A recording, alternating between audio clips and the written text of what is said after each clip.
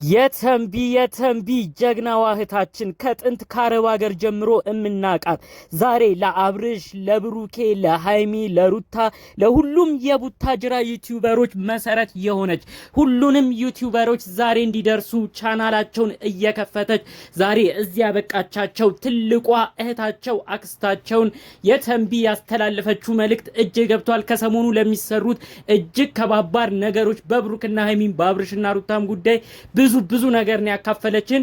እህታችን ከምትኖርበት ቡታጅራ ለወንድሟ ለኤፍሬም ስትል አዲስ አበባ መታለች። ኤፍሬምን ለማሳከም ኤፍሬም ትንሽ ያለበት የጤና ሁኔታ አሳሳቢ ስለሆነ እሱን ለማየት መታለች። ታዲያ እዚህ በመጣችበት ቅጽበት ስለና ሃይሚና ብሩክ ወሳኝ ነገር የተናገረችው ተመልካቾቼ ከሰሞኑ ወሳኝ ነገር ትመለከታላችሁ። ሙሉን በዝርዝር ስሙ። አዲስ ነገር አለ፣ በዝርዝር አስደምጣችኋለሁ። ሰላም ውድ የሀገሬ ልጆች በየዓለም አገራቱ ያላችሁ የሰው ጭንቀት የሚያስጨንቃችሁ ሰው ሲደሰት የምትደሰቱ ቅን የሀገሬ ልጆች፣ አረ እንደናንተ አይነት ያለው ኦዲየንስ ቅነ የዋህ ልበ ንጹህ የሆነ የትም አይገኝም። ለዚህ ቻናል አዲስ ከሆናችሁ ለኔም ቤተሰብ እንድትሆኑኝ ሁሌ የምለቀው ቪዲዮም እናንተ ጋር እንዲደርስ ሰብስክራይብ እንድታረጉኝ የኔም ቤተሰብ እንድትሆኑኝ የእውነት ከልብ ነው የምጠይቃችሁ። አታሳፍሩኝም መቼም። ሰብስክራይብ እና ላይክ አድርጋችሁ ቪዲዮን ትጀምራላችሁን ብዬ አስባለሁ። ቀጥታ ይዤ ወደ መጣሁት ዝርዝር መረጃ አልፋለሁኝ። ሰብስክራይብ በማድረግ ቪዲዮን ጀምሩ። እንግዲህ ከሰሞኑ በነበረው ሁኔታ የብሩክና የሃይሚ ነገር ብዙዎችን አስጨንቋል። በተለይ በስደት ያሉ ኦዲየንሶቻቸውን ረብሸዋል። አረ ምን ጉር ነው እኛ በስራት ስራ መስራት እንኳን አቃተን እያሉ እንግዲህ በተለያዩ አረብ ሀገር ያሉ እህቶቻችን ኮሜንትም እየሰጡ ነው፣ በውስጥም እየጻፉልን ነው።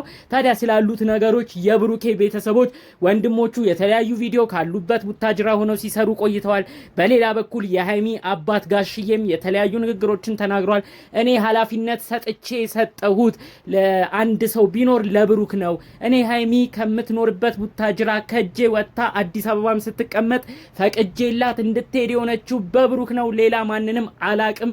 እኔም ማቀው አንድና አንድ ብሩክ ነው ጓደኛዋ ሲሉ ደስ የሚል ነገርን ሲናገሩ ቆይተው ነበረ። ታዲያ እንግዲህ ጋሽዬ አያይዞም ሃይሚን እንደሚቆጡና እንደሚገስጹም ተሰምተው ነበር። ታዲያ እንግዲህ ይህ በእንዲህ እንዳለ የተንቢን መቼም አታቋትም ብዬ ለማሰብ ይከብደኛል።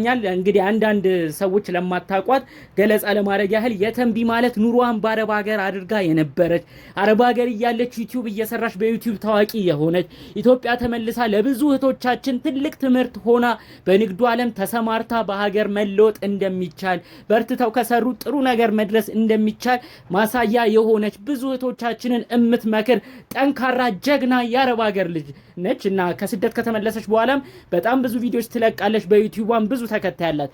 ታዲያ እንግዲህ ከዚህ በኋላ ነው የቡታጅራ የምንመለከታቸው ዩቲዩበሮች ሁሉ ከቴንቢ በመቀጠል የመጡት ማለት ነው።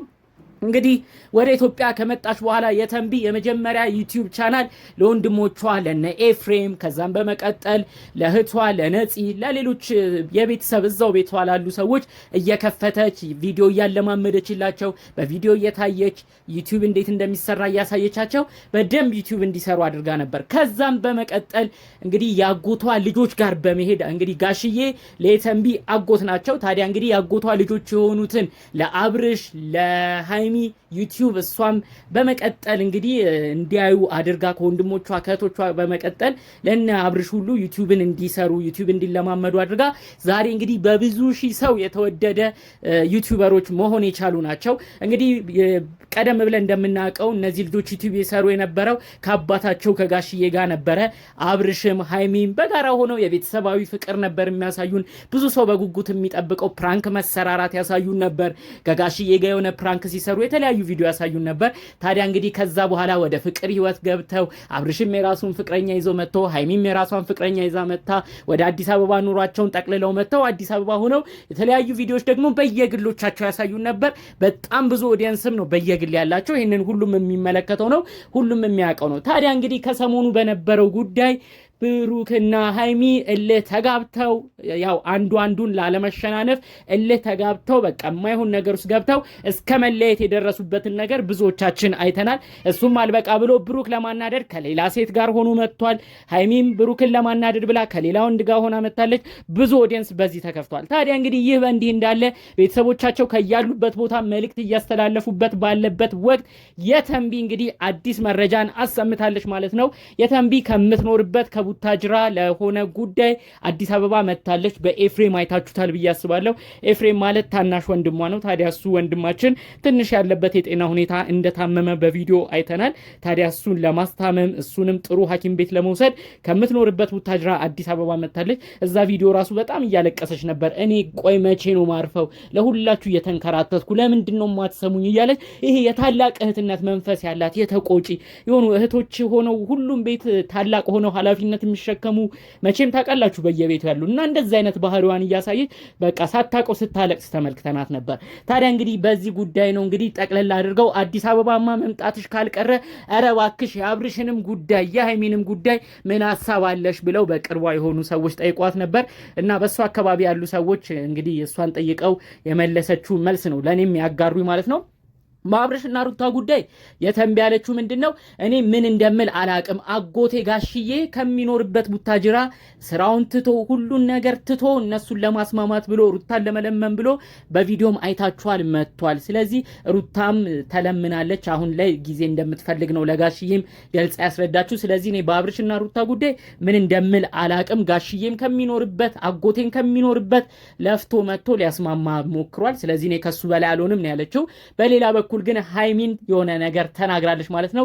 ምንድነው የሚሰሩ ያሉትን ያልገባኝ ብላ የተንቢ በጣም ነው የተቆጣችው። ስለ እንደዚህ አይነት ጉዳይ ሲጠየቅ ፍቅር ማለት ትዳር ማለት ምን ቅቃቃ ጨዋታ ነው ወይ ምንድነው የሚሰሩት ብላ በጣም ነው የተናገረችው። የእውነት እንደዚህ እንደምትናገር እንኳን ከዚህ በፊት ራሱ በራሷ ዩቲዩብ ቻናል ምን አይነት ድራማ ነው የሚሰሩት፣ ምን አይነት ስራ ነው የሚሰሩት፣ መበሻሸቅ፣ እልህ መያያዝ፣ ለምንድነው ኦዲየንስስ በእነሱ የሚጨነቀው ብላ አንዴ ነው ሁሉንም የሆነ ሰዓት ጥርግርግ አርጋ ሰድባቸው ነበረ።